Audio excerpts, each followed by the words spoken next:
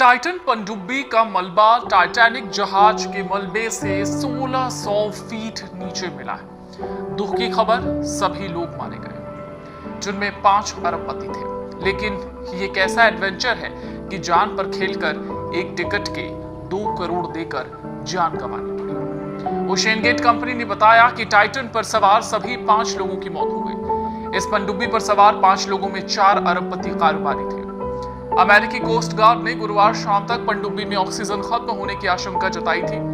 करीब 111 साल पहले 15 अप्रैल 1912 को उत्तरी अटलांटिक महासागर में टाइटैनिक नाम का एक जहाज डूब गया। इसमें करीब 1500 लोगों की मौत हुई थी। दुर्घटना के 73 साल बाद यानी 1985 में कनाडा के पास न्यू फाउंडलैंड द्वीप के पास इस जहाज का मलबा मिला। ये मलबा समुद्र के 13,000 फीट नीचे था।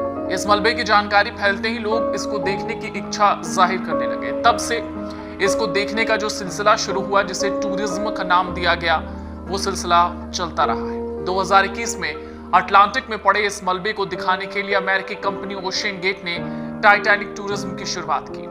18 जून से जो पनडुब्बी गायब है, वो 4 अरबपतियों समेत 5 लोगों को लेकर टाइटैनिक टूरिज्म पर गई थी।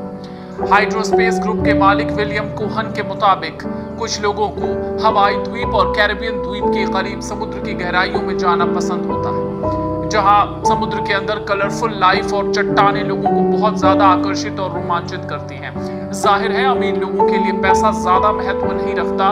वो जीवन में कुछ एडवेंचरस यानी रोमांचक करना चाहते हैं, कुछ ऐसा करना चाहते हैं जिसे वो जीवन भर याद रखें, भूल ना पाए। इसी वजह से अमीर लोग इस तरह की समुद्री यात्राएं करते हैं। OceanGate company Titanic tourism पर ले जाने के लिए एक व्यक्ति से $2.5 लाख यानी करीब 2 करोड़ रुपए लेती है। कनाडा के सेंट जॉन न्यू फाउंडलैंड से इस यात्रा की शुरुआत होती है। ये समुद्री यात्रा 8 दिन और 7 रात की होती है। कंपनी इस टूर पर एक बार में ज्यादा से ज्यादा 5 लोगों को लेकर जाती है। इस समुद्री यात्रा को और ज्यादा रोमांचक बनाने के लिए इस तरह की कंपनियां एक और पैकेज ऑफर करती हैं। इसके लिए हर व्यक्ति से करीब 2.5 करोड़ रुपए तक लिए जाते हैं। इस यात्रा पर जाने वाले लोगों को 1 महीने पहले से ही तैयार किया जाता है। ये बड़ा दिलचस्प है। उन्हें हर तरह की जानकारी दी जाती है। पनडुब्बी लोगों को लेकर समुद्र की 19,000 फीट की गहराई तक जाती है। ओशियन गेट की वेबसाइट पर अगर आप जाएंगे तो कोई भी टाइटैनिक टूरिज्म के लिए वहां पर अपना स्लॉट बुक कर सकता है। हालांकि इसके लिए कुछ एलिजिबिलिटी क्राइटेरियाज भी हैं, जैसे कि 18 साल से ज्यादा उम्र वाले ही टाइटैनिक टूरिज्म पर जा सकते हैं। ये इसका क्राइटेरिया है। कनाडा से ये यात्रा शुरू होती है। ऐसे में वहां जाने के लिए आपको पासपोर्ट और वीजा चाहिए। 1 सप्ताह तक पनडुब्बी में रहने की क्षमता हो।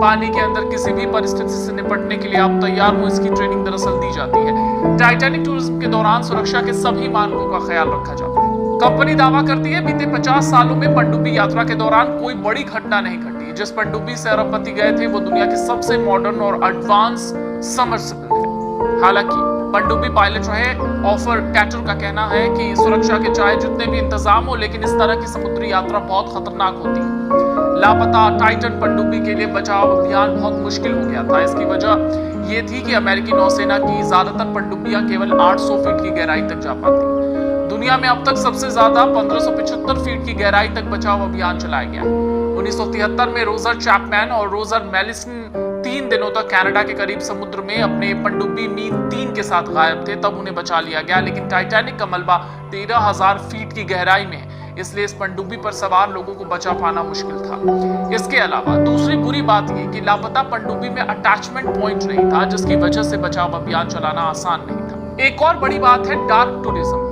तो डार्क टूरिज्म क्या है जो पनडुब्बी लापता होने के बाद से चर्चा में है? दरअसल ग्लासगो कैलेडोनियन विश्वविद्यालय स्कॉटलैंड में टूरिज्म सब्जेक्ट के प्रोफेसर हैं जे जॉन लेनन।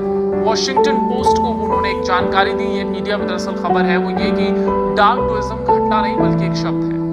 दरअसल अपने साथियों के साथ रिसर्च के दौरान उन्हें पता चला कि 1815 में हुई वाटरलू की लड़ाई देखने के लिए कई लोग गाड़ियों से आए थे। उन्हें पता था कि इस दौरान वो मारे जा सकते हैं, लेकिन फिर भी वो रोमांच के लिए जंग के मैदान में जाते थे। उनका दावा है इसके बाद ही 1996 में उन्होंने पहली बार इस शब्द का इस्तेमाल किया था। आज के वक्त में डार्क टूरिज्म में लोग उन जगहों पर जाना पसंद करते हैं जहां पर त्रासदी के निशान मौजूद हों। इन जगहों पर जाकर लोग युद्ध की विभीषिका देखते हैं, बड़ी आपदा देखते हैं, दुख नरसंहार की कहानी देखते हैं। टाइटन पनडुब्बी से भी 5 लोग टाइटैनिक जहाज के मलबे को ही देखने के लिए